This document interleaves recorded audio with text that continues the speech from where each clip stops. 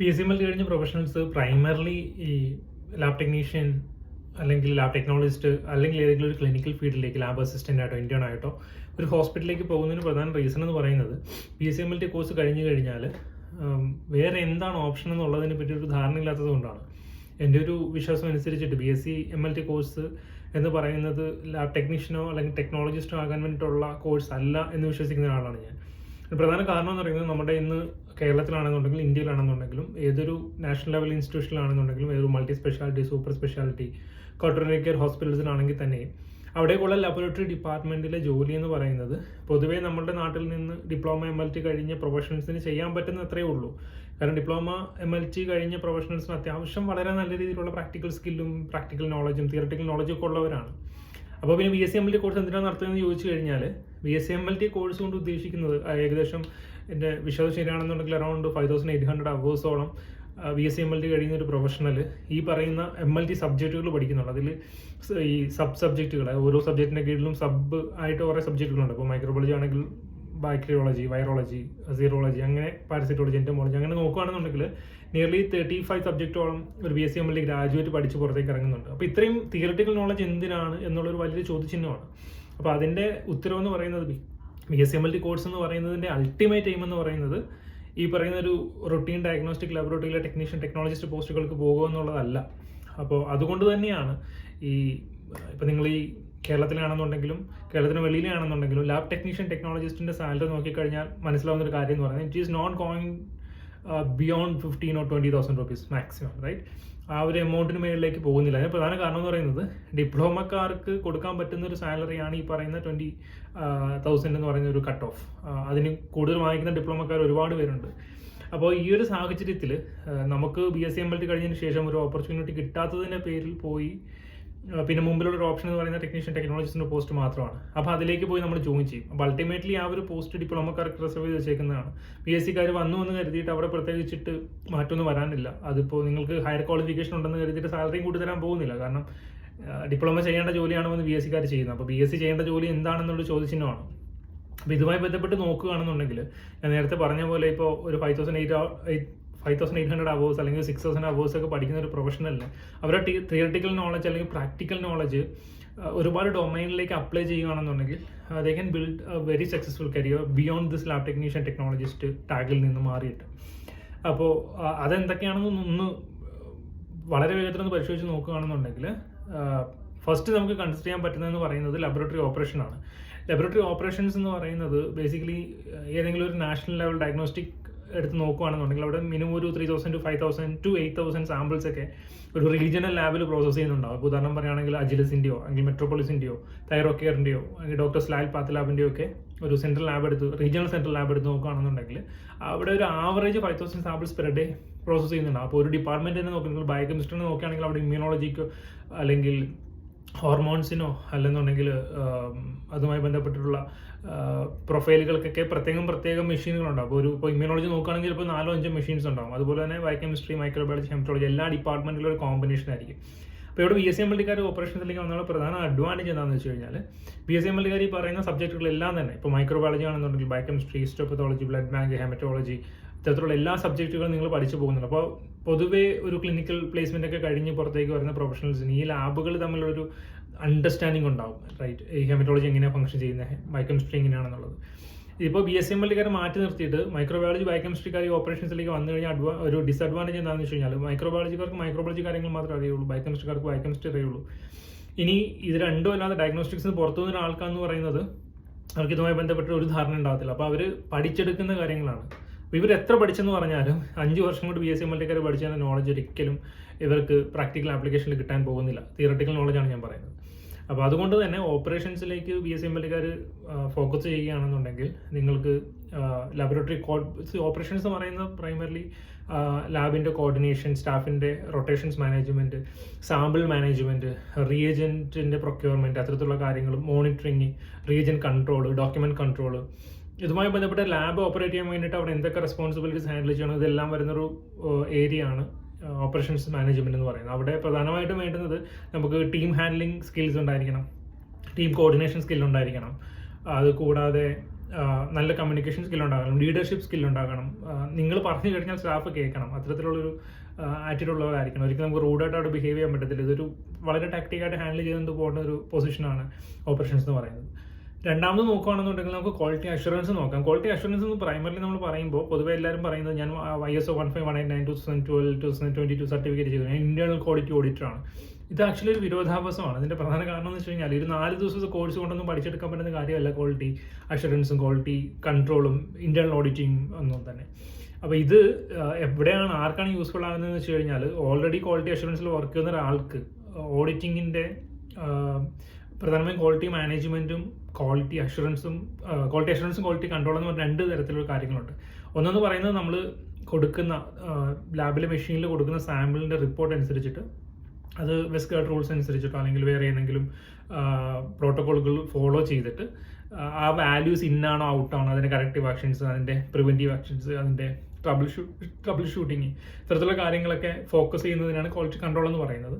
ലാബിൽ ഇപ്പോൾ ഈ പറഞ്ഞ ക്വാളിറ്റി കൺട്രോൾ എക്സ്പെർട്ടാണെന്ന് പറയുന്നവരും പ്രൈമറി ചെയ്യുന്നത് ലാബിലെ മെഷീനിലേക്ക് ക്വാളിറ്റി കൺട്രോൾ സാമ്പിൾ കൊടുക്കുന്നു. അതിനുശേഷം കിട്ടുന്ന റിപ്പോർട്ട് എടുത്ത് പ്രിന്റ് എടുത്തിട്ട് ഇന്നാണ് ഔട്ടാണെന്ന് നോക്കിയിട്ട് കൊടുക്കുകയാണ്. അത് ജസ്റ്റ് ഇന്നാണ് ഔട്ടാണെന്ന് മാത്രം നോക്കിയാൽ പോരാ, അത് ട്രെൻഡ് നോക്കണം. അതായത് കഴിഞ്ഞ കുറച്ച് ദിവസങ്ങളായിട്ടുള്ള ട്രെൻഡ് എങ്ങനെയാണ് പോകുന്നത്, മുകളിലേക്കാണോ താഴേക്കാണോ, അല്ലെങ്കിൽ ഓൾട്ടർനേറ്റ് സ്പൈക്സ് ആണോ വരുന്നത്, set score, CV, SD value, ഇത്തരത്തിലുള്ള കുറേ കാര്യങ്ങൾ, ടെക്നിക്കൽ കാര്യങ്ങളൊക്കെ ഫോക്കസ് ചെയ്തിട്ടാണ് ക്വാളിറ്റി കൺട്രോളിൽ വർക്ക് ചെയ്യുന്നവർ ഫോക്കസ് ചെയ്യുന്നത്. അപ്പോൾ അത് BSMLക്കാർക്ക് നല്ലൊരു ഏരിയ ആണ്. അതുകൂടാതെ ക്വാളിറ്റി മാനേജ്മെന്റ് എന്ന് പറയുന്നത്, ഇപ്പോൾ നമ്മൾ കറന്റ് ഫോളോ ചെയ്യുന്ന ISO 15189 2022 ആണ്, 2022. അപ്പോൾ ഈ സ്റ്റാൻഡേർഡ് അനുസരിച്ചിട്ട് ഒരുപാട് ക്ലോസുകളുണ്ട്. ഇന്ന പാരാമീറ്റേഴ്സ് വന്നു കഴിഞ്ഞാൽ, ഇന്ന കണ്ടീഷൻ വന്നു കഴിഞ്ഞാൽ ഇന്നതാണ് അതിൻ്റെ കറക്റ്റീവ് ആക്ഷൻ, ഇന്നതാണ് പ്രിവെൻറ്റീവ് ആക്ഷൻ. അതുപോലെ NABLുമായി ബന്ധപ്പെട്ടുള്ള റൂൾസ് ആൻഡ് റെഗുലേഷൻസ് അത് മീറ്റ് ചെയ്യുന്നുണ്ടോ. അത് ഈ ക്വാളിറ്റി അഷുറൻസ് എന്ന് പറയുമ്പോഴത്തേക്ക് ജസ്റ്റ് സാമ്പിൾ പ്രോസസ്സിംഗ് മാത്രമല്ല, അവിടെ ലബോറട്ടറിയുടെ ഓരോ എക്യുപ്മെൻറ്റിൻ്റെയും പ്ലേസ്മെൻറ്റ്, ഇൻഫെക്ഷൻ കൺട്രോൾ, ലബോറട്ടറിയുടെ മെഷർമെൻറ്റ്, ടേബിളിൻ്റെ ഹൈറ്റ്സ്, പിപ്പറ്റിങ്, സ്റ്റാഫിൻ്റെ ക്വാളിഫിക്കേഷൻസ്, ഇത്തരത്തിലുള്ള ഒരുപാട് കാര്യങ്ങൾ അസോസിയേറ്റ് വരുന്ന കാര്യമാണ് ക്വാളിറ്റി അഷുറൻസിൽ വരുന്നതെന്ന് പറയുന്നത്. അപ്പോൾ ഇതൊരു ബേസിക്കലി മാനേജ്മെന്റ് ഡൊമൈനാണ്. അപ്പോൾ ഇതിലേക്ക് മാറുകയാണെന്നുണ്ടെങ്കിൽ you will get a better salary than what you are going to get as a lab technician or lab technologist.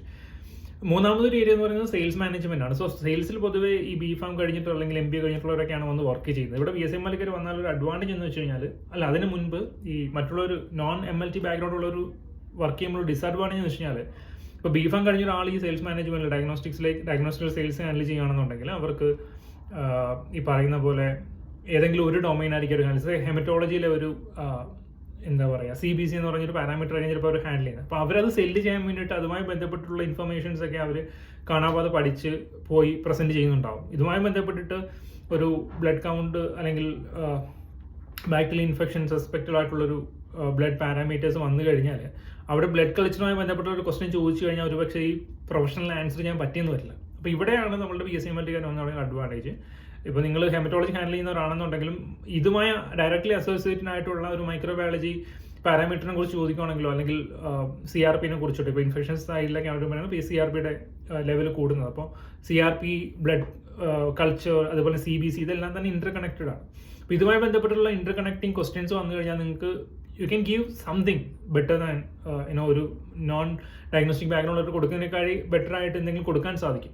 ഇനി നിങ്ങൾക്ക് പഠിച്ചെടുക്കുക എന്ന് പറയുന്നത് വളരെ ബുദ്ധിമുട്ടുള്ള കാര്യമാണ്. കാരണം 4-5 വർഷം BSMLT എന്ന് പറഞ്ഞൊരു കോഴ്സ് കംപ്ലീറ്റ് ചെയ്ത് പുറത്ത് വന്നിരിക്കുന്നവരാണ് നിങ്ങൾ. അപ്പോൾ നിങ്ങൾക്ക് ഈ ഒരു തിയററ്റിക്കൽ ടച്ച് ഉണ്ട്. അപ്പോൾ അത് വെച്ചിട്ട് നിങ്ങൾക്ക് പഠിക്കുക എന്ന് പറയുന്നൊരു കാര്യം വളരെ ഈസി ആയിട്ടുള്ള കാര്യമാണ്. പിന്നെ നിങ്ങൾക്ക് നല്ല ഗുഡ് കമ്മ്യൂണിക്കേഷൻ സ്കില്ലുണ്ട്, കൺവിൻസിങ് സ്കില്ലുണ്ട്, റിലേഷൻഷിപ്പ് ബിൽഡിംഗ് സ്കില്ലുണ്ട്. നിങ്ങൾ പുതിയ ആളുകളെ മീറ്റ് ചെയ്യാനും റിലേഷൻഷിപ്പ് ബിൽഡ് ചെയ്യാനും അതുവഴി സെയിൽസ് കൺവേർട്ട് ചെയ്യാനൊക്കെ ഉള്ള സ്കില്ല് നിങ്ങൾക്ക് ഉണ്ടെന്ന് തോന്നുകയാണെന്നുണ്ടെങ്കിൽ sales management would be a great option.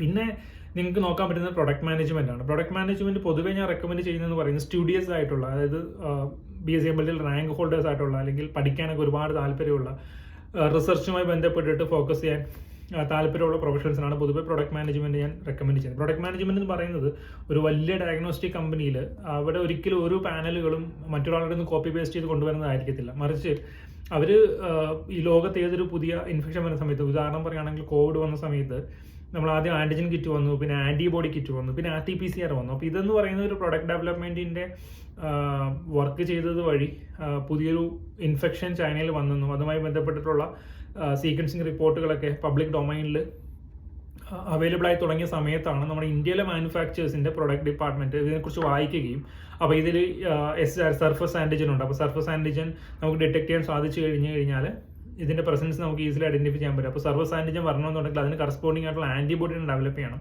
Antibody develop ചെയ്തിട്ട് നമ്മൾ കാർഡിൽ കോട്ട് ചെയ്യണം. എന്നിട്ട് നമ്മൾ ഈ പറയുന്ന സാമ്പിൾ, സസ്പെക്ട് ചെയ്യുന്ന സാമ്പിൾ കൊടുക്കുകയാണെന്നുണ്ടെങ്കിൽ അതിൽ ആൻറ്റിജൻ പ്രസൻ്റ് ആണെങ്കിൽ ടെസ്റ്റഡ് പോസിറ്റീവ്. അപ്പോൾ അങ്ങനെയാണ് ആദ്യം കാർഡ് ടെസ്റ്റ് വന്നത്. അതിനുശേഷം മ്യൂട്ടേഷൻസ് എന്ന് പറഞ്ഞൊരു കാര്യം ഫ്രീക്വൻ്റ് ആയിട്ട് വന്നു തുടങ്ങിയപ്പോഴാണ് RT-PCR എന്ന് പറഞ്ഞ ടെസ്റ്റിനെ കുറിച്ച് നമ്മൾ ചിന്തിച്ചു തുടങ്ങി. കാരണം മ്യൂട്ടേഷൻസ് വരുന്നു. ഇപ്പോൾ നമ്മൾ ഒരു സെറ്റ് ഓഫ് കാർഡ് ഇപ്പോൾ എസ് ആൻറ്റിജൻ, സർഫസ് ആൻറ്റിജനിൽ ടാർഗറ്റ് ചെയ്തിട്ട് ഒരു ആൻറ്റിബോഡി കോട്ട് ചെയ്ത് വെച്ചാലും മ്യൂട്ടേറ്റഡ് ആയി കഴിഞ്ഞ് കഴിഞ്ഞാൽ സർഫസ് ആൻറ്റിജനിൽ ചേഞ്ച് വരുന്നു. അപ്പോൾ എന്താ ചെയ്യാൻ പറ്റുക നോക്കുമ്പോഴാണ് ഈ പറയുന്ന പോലെ എൻവലപ്പ്, ഈ ജീൻ, എൻ ജീൻ എന്നൊക്കെ പറഞ്ഞിട്ട് ഒരുപാട് ടെസ്റ്റുകളുടെ സ്പെസിഫിക്കേഷൻ നമ്മൾ കേട്ടിട്ടുണ്ടാവും. അപ്പോൾ ഇതെന്ന് പറയുന്നത് ഈ ജീനെ ടാർഗറ്റ് ചെയ്തുകൊണ്ടുള്ള പ്രോബുകൾ ഉണ്ടാക്കിയിട്ട് അത് വെച്ചിട്ട് RT-PCR ചെയ്യുന്നുള്ളൂ. അപ്പോൾ ഇത് ആക്ച്വലി ഈ ലോകത്ത് എന്തെങ്കിലും സാധനം നടക്കുന്ന സമയത്ത് അതിനെക്കുറിച്ച് വായിക്കുകയും ഫ്രീക്വൻ്റ് അപ്ഡേറ്റ് ആയിരിക്കണം. എന്നിട്ട് ഇത് എന്താണ് സംഭവം എന്നുള്ളത് മനസ്സിലാക്കിയിട്ട് ഇത് ഒരു പ്രോട്ടോകോൾ ഉണ്ടാക്കിയിട്ട് R&D department, research and development department work ചെയ്തിട്ടാണ് ഇത്തരത്തിലുള്ള പ്രോഡക്റ്റ് ഡെവലപ്മെൻറ്റ് കാര്യങ്ങളൊക്കെ നടക്കുന്നത്. അപ്പോൾ ഇത് BSMLക്കാർക്ക് എങ്ങനെ അഡ്വാൻറ്റേജ് ആകുമെന്ന് വെച്ച് കഴിഞ്ഞാൽ BSML കഴിഞ്ഞ ഒരാൾ ഈ പറയുന്ന പ്രൊഡക്റ്റ് മാനേജ്മെൻറ്റിലേക്ക് വരികയാണെന്നുണ്ടെങ്കിൽ അവർക്ക് ഈ പറയുന്ന എല്ലാ ഡിപ്പാർട്ട്മെൻറ്റിലും നോളജ് ഉണ്ടാവും. ഇപ്പോൾ നോൺ ഡയഗ്നോസ്റ്റിക്സ് വരുവാണെന്നുണ്ടെങ്കിൽ പിന്നെ പറയാനില്ല, അവർ ഹാൻഡിൽ ചെയ്യുന്ന സാധനങ്ങൾ മാത്രമേ അവർക്ക് ധാരണ ഉണ്ടാവുള്ളൂ. അപ്പോൾ ഇത് കൂടുതൽ പഠിക്കാനും വായിക്കാനും ഒക്കെ ഇൻട്രസ്റ്റ് ഉള്ളവരാണെന്നുണ്ടെങ്കിൽ you can help the diagnostic company to build ഫാസ്റ്റായിട്ടൊരു ടെസ്റ്റ് ഇൻട്രൊഡ്യൂസ് ചെയ്യാൻ പറ്റുന്ന തരത്തിൽ നിങ്ങൾക്ക് അവരെ ഹെൽപ്പ് ചെയ്യാൻ സാധിക്കും. അപ്പോൾ ഈ പ്രൊഡക്റ്റ് ഡെവലപ്മെൻറ്റ് ആണ് ആക്ച്വലി ഒരു വലിയ കമ്പനിയുടെ നെടുന്തൂണെന്ന് വേണമെങ്കിൽ പറയാം. അവർ ഡിസൈഡ് ചെയ്യുന്നതനുസരിച്ചിട്ടായിരിക്കും സെയിൽസ് ഡിപ്പാർട്ട്മെൻറ്റ് വർക്ക് ചെയ്യുന്നത്. സെയിൽസ് ഡിപ്പാർട്ട്മെൻറ്റ് വർക്ക് ചെയ്ത് കഴിയുമ്പോഴായിരിക്കും നമുക്ക് റവന്യൂ വരുന്നത്. അപ്പോൾ പ്രൊഡക്റ്റ് മാനേജ്മെൻറ്റ് എന്ന് പറയുന്നത് വളരെ ഇമ്പോർട്ടൻ്റ് ആയിട്ടുള്ള, എന്നാൽ വളരെ കുറച്ച് വേക്കൻസീസ് മാത്രമാണ്. ഒരു വലിയ ഡയഗ്നോസ്റ്റിക് കമ്പനി എടുത്ത് നോക്കുകയാണെങ്കിൽ ചിലപ്പോൾ അവിടെ ഒരു 2 ലക്ഷം സ്റ്റാഫ് ഉണ്ടെന്നുണ്ടെങ്കിൽ അപ്പോൾ അതിൻ്റെ ഒരു 20 അല്ലെങ്കിൽ ഒരു 30-40% ആയിരിക്കും സെയിൽസ്, റൈറ്റ്? അപ്പോൾ ഒരു 80,000 പേര് ഒരു പക്ഷേ സെയിൽസ് സ്റ്റാഫ് ഉണ്ടാകും. പക്ഷേ അതിൽ പ്രൊഡക്റ്റ് എന്ന് പറയുന്നത് ചിലപ്പോൾ ഒരു 5 പേരോ 10 പേരോ ഉണ്ടാവുള്ളൂ. അപ്പോൾ അത്രയും വളരെ കുറച്ച് ആൾക്കാർ മാത്രമേ അതിലുള്ളൂ. അപ്പോൾ ഓപ്പർച്യൂണിറ്റീസ് വളരെ കുറവാണ്. ബട്ട് സ്റ്റിൽ അതിൽ വർക്ക് ചെയ്യുന്നവർക്ക് അത്യാവശ്യം നല്ല സാലറിയും നല്ല കരിയർ ഗ്രോത്തും ഒക്കെ കിട്ടാനുള്ള സാധ്യതയുള്ള ഒരു പൊസിഷനാണ് പ്രൊഡക്റ്റ് മാനേജ്മെൻറ്റ്. പിന്നെ നിങ്ങൾ ഡയഗ്നോസ്റ്റിക്സിൽ നിന്ന് മാറിയിട്ട് IVDയിലേക്ക് പോകാൻ ഉദ്ദേശിക്കുന്നവരാണെന്നുണ്ടെങ്കിൽ ഇൻവെർട്ടോ ഡയഗ്നോസ്റ്റിക്സ്, ഇപ്പോൾ ട്രാൻസേഷ്യ അല്ലെങ്കിൽ സീമെൻസ് പോലുള്ള കമ്പനികളാണെന്നുണ്ടെങ്കിൽ അവിടെ ആപ്ലിക്കേഷൻ സ്പെഷ്യലിസ്റ്റ് എന്ന് പറയുന്നൊരു പോസ്റ്റ് ഉണ്ട്. അപ്പോൾ ആപ്ലിക്കേഷൻ സ്പെഷ്യലിസ്റ്റ് ആകണമെന്നുണ്ടെങ്കിൽ നിങ്ങൾക്ക് അവിടെയും ട്രെയിൻ ചെയ്യാനുള്ള, ഇപ്പോൾ BSMLT കഴിഞ്ഞിട്ട് MSc-MLT പോയിട്ട് പഠിപ്പിക്കാൻ വേണ്ടിയിട്ട് പോകുന്ന ആളുകളുണ്ട്. അപ്പോൾ നിങ്ങൾക്ക് MSc-MLT കഴിഞ്ഞതിന് ശേഷം കോളേജുകൾ പഠിപ്പിക്കാൻ പോകുന്നതിനേക്കാൾ നിങ്ങൾ ആപ്ലിക്കേഷൻ സ്പെഷ്യലിസ്റ്റ് ഓപ്പർച്യൂണിറ്റീസ് നോക്കുകയാണെന്നുണ്ടെങ്കിൽ ഡെഫിനറ്റ്ലി അവിടെ വളരെ മികച്ചൊരു കരിയർ ബിൽഡ് ചെയ്യാൻ പറ്റും. ആപ്ലിക്കേഷൻ സ്പെഷ്യലിസ്റ്റ് എന്ന് പറയുന്നത് പ്രൈമർലി ഫോക്കസ് ചെയ്യുന്നത് ട്രെയിനിങ്ങും അതുപോലെ തന്നെ നോളജ് ഷെയറിങ്ങും ഒക്കെ തന്നെയാണ്. മാത്രമല്ല മെഷീനുമായി ബന്ധപ്പെട്ടുള്ള ബേസിക് പ്രോഗ്രാമിങ് ബാക്കി കാര്യങ്ങളൊക്കെ ആപ്ലിക്കേഷൻ ഹാൻഡിൽ ചെയ്യുന്നുണ്ട് ആപ്ലിക്കേഷൻ. അപ്പോൾ നിങ്ങൾ പ്രൈമർലി ഒരു മെഷീൻ ഇൻസ്റ്റാളേഷൻ കഴിഞ്ഞ് കഴിഞ്ഞാൽ അതുമായി ബന്ധപ്പെട്ടുള്ള ട്രെയിനിങ്ങുകളും അതുമായി ബന്ധപ്പെട്ടുള്ള പ്രോട്ടോകോൾ അപ്ഡേറ്റുകളൊക്കെ ആ റെസ്പെക്റ്റീവ് ഹോസ്പിറ്റലിൽ പോയിട്ട് അവിടുത്തെ സ്റ്റാഫിനെ ട്രെയിൻ ചെയ്യിക്കുക, അവിടുത്തെ ഫാക്കൽറ്റീസിനെ ട്രെയിൻ ചെയ്യുക, അവിടുത്തെ ഡോക്ടേഴ്സിനെ ട്രെയിൻ ചെയ്യുക. ഈ പരിപാടിയൊക്കെ തന്നെയാണ് പ്രൈമറി ആപ്ലിക്കേഷൻ സ്പെഷ്യലിസ്റ്റ് ഹാൻഡിൽ ചെയ്യുന്നത്. ഇത് കൂടാതെ ഒരുപാട് റെസ്പോൺസിബിലിറ്റീസ് അവർ ഹാൻഡിൽ ചെയ്യുന്നുണ്ട്. ഇനി ഇതൊന്നും പോരാത്തവർക്ക് ചെയ്യാൻ പറ്റുന്നൊരു കാര്യം എന്ന് പറയുന്നത് നിങ്ങൾക്ക് ഒരു ഓൺട്രപ്രണർ ആകാം. കാരണം ഡയഗ്നോസ്റ്റിക്കുമായി ബന്ധപ്പെട്ടുള്ള ഒരുപാട് സ്റ്റാർട്ടപ്പ് ഓപ്പർച്യൂണിറ്റികൾ ഇപ്പോൾ നിലവിൽ ഓപ്പൺ ആണ്.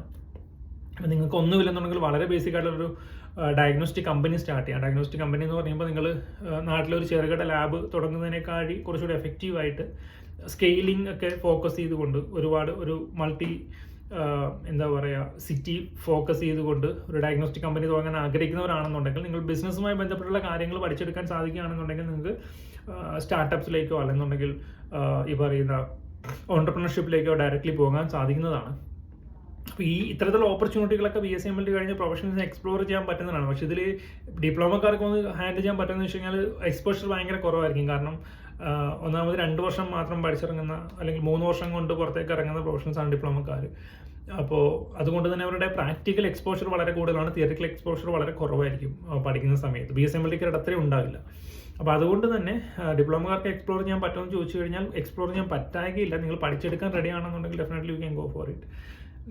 ഇനി BSMLTക്കാർക്ക് ഇത്തരത്തിലുള്ള ഒരുപാട് ഓപ്പർച്യൂണിറ്റീസ് ഉണ്ട്. പക്ഷേ ഇവിടെ എല്ലാം വരുന്നൊരു കാര്യം എന്ന് പറയുന്നത് നിങ്ങൾക്ക് തിയററ്റിക്കൽ പ്രാക്ടിക്കൽ നോളജ് കിട്ടിയിട്ടുണ്ട്. ഇത് എങ്ങനെ കൃത്യമായിട്ട് ഓരോ ഡിപ്പാർട്ട്മെന്റിൽ അപ്ലൈ ചെയ്യണം എന്നുള്ളത് ഇന്ത്യയിൽ ഡിഫറെൻ്റ് ആണ്. ഇപ്പോൾ സെയിൽസിൽ നിങ്ങളുടെ നോളജ് അപ്ലൈ ചെയ്യുന്ന പോലെ അല്ല നിങ്ങൾ പ്രൊഡക്റ്റ് ഡെവലപ്മെന്റിലോ അല്ലെങ്കിൽ പ്രൊഡക്റ്റ് മാനേജ്മെന്റിലോ ഓപ്പറേഷൻസ് മാനേജ്മെന്റിലോ ക്വാളിറ്റി അഷുറൻസിലോ ഒക്കെ അപ്ലൈ ചെയ്യുന്നത്. അതുപോലെ തന്നെ ആപ്ലിക്കേഷൻ സ്പെഷ്യലിസ്റ്റ് ആണെങ്കിൽ അപ്പോൾ ഓരോ ഡൊമൈനിലും നിങ്ങൾക്ക് വേണ്ടുന്ന കുറച്ച് ഇന്നേറ്റ് സ്കില്ലുകളുണ്ട്. ഇപ്പോൾ കമ്മ്യൂണിക്കേഷൻ സ്കില്ല്, അതുപോലെ റിലേഷൻഷിപ്പ് ബിൽഡിംഗ് സ്കില്ല്, ഇത്തരത്തിലുള്ള കാര്യങ്ങളൊക്കെ സെയിൽസിൽ ഭയങ്കര ഇമ്പോർട്ടൻ്റ് ആണ്. പ്രൊഡക്റ്റ് മാനേജ്മെൻറ്റ് നോക്കുകയാണെന്നുണ്ടെങ്കിൽ നിങ്ങൾ സ്റ്റുഡിയസ് ആയിരിക്കണം, റിസർച്ച് സ്കിൽ ഉണ്ടായിരിക്കണം, നിങ്ങൾക്ക് ജേർണലുകളൊക്കെ വായിക്കാനുള്ള താല്പര്യം ഉണ്ടായിരിക്കണം, പുതിയ കാര്യങ്ങളെക്കുറിച്ച് അറിയാനുള്ള ഒരു ത്വര ഉണ്ടായിരിക്കണം.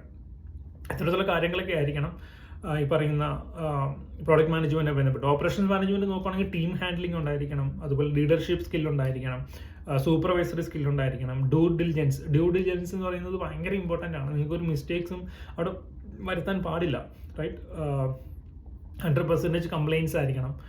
അപ്പോൾ ഓരോ റെഗുലേഷൻസ്, ഓരോ റൂൾസ് അനുസരിച്ചിട്ട് നോക്കുകയാണെങ്കിൽ SOP ഉണ്ടാവും, സ്റ്റാൻഡേർഡ് ഓപ്പറേറ്റിംഗ് പ്രൊസീജിയർ. അതൊരു പക്ക വേർഡ് ടു വേർഡ് നിങ്ങൾ പക്ക ഫോളോ ചെയ്യുന്നുണ്ടാവും. അത്തരത്തിലുള്ള പെർഫെക്ഷനിസം ഒക്കെ ഉള്ളവർക്കായിരിക്കും ഒരുപക്ഷെ ഓപ്പറേഷൻസ് റെക്കമെൻഡ് ചെയ്യാൻ സാധിക്കുക. ഇനി ക്വാളിറ്റി അഷ്വറൻസ് ആണെന്നുണ്ടെങ്കിലും നിങ്ങൾക്ക് ഡേറ്റ അനലിറ്റിക്സ്, എക്സൽ ഷീറ്റുമായി ബന്ധപ്പെട്ട്, കമ്പ്യൂട്ടറുമായി ബന്ധപ്പെട്ടിട്ട് വർക്ക് ചെയ്യുക, അല്ലെങ്കിൽ ഡേറ്റകളുമായിട്ട്, മാത്തമാറ്റിക്സുമായി ബന്ധപ്പെട്ട്, അല്ലെങ്കിൽ ഫോർമുലാസ് ആയിട്ടൊക്കെ ബന്ധപ്പെട്ടിട്ട് ചിലപ്പോൾ ഈ BSc മാത്സ് എടുക്കാൻ ആഗ്രഹം ഉണ്ടായിട്ട് BSc ML എടുത്ത പ്രൊഫഷണൽസ് ഉണ്ടാകും. സോ ക്വാളിറ്റി അഷ്വറൻസ് നിങ്ങൾക്ക് വളരെ നല്ലൊരു ഓപ്ഷനാണ്, റൈറ്റ്? ഇനി ആപ്ലിക്കേഷൻ സ്പെഷ്യലിസ്റ്റ് ആണെന്നുണ്ടെങ്കിലും you will have to travel a lot. അപ്പോൾ നല്ല ട്രാവൽ ചെയ്യാൻ നിങ്ങൾക്ക് ഇൻട്രസ്റ്റ് ഉണ്ടായിരിക്കും. ട്രാവൽ ചെയ്യാൻ പറ്റാത്തവർക്ക് ഒരിക്കലും ആപ്ലിക്കേഷൻ സ്പെഷ്യലിസ്റ്റ് ആയിട്ട് പോയിട്ട്, സെയിൽസിലാണെങ്കിലും അങ്ങനെ തന്നെയാണ്. അത് മാത്രമല്ല, ഇനി നിങ്ങൾ ട്രെയിനിങ് ചെയ്യാൻ വേണ്ടിയിട്ട് ഒരാളെ പറഞ്ഞ് മനസ്സിലാക്കി പഠിപ്പിച്ച് കൊടുക്കണമല്ലോ, അതിനുള്ള സ്കില്ലുകൾ നിങ്ങൾക്ക് ഉണ്ടായിരിക്കണം, ടീച്ചിങ് സ്കില്ലുണ്ടായിരിക്കണം.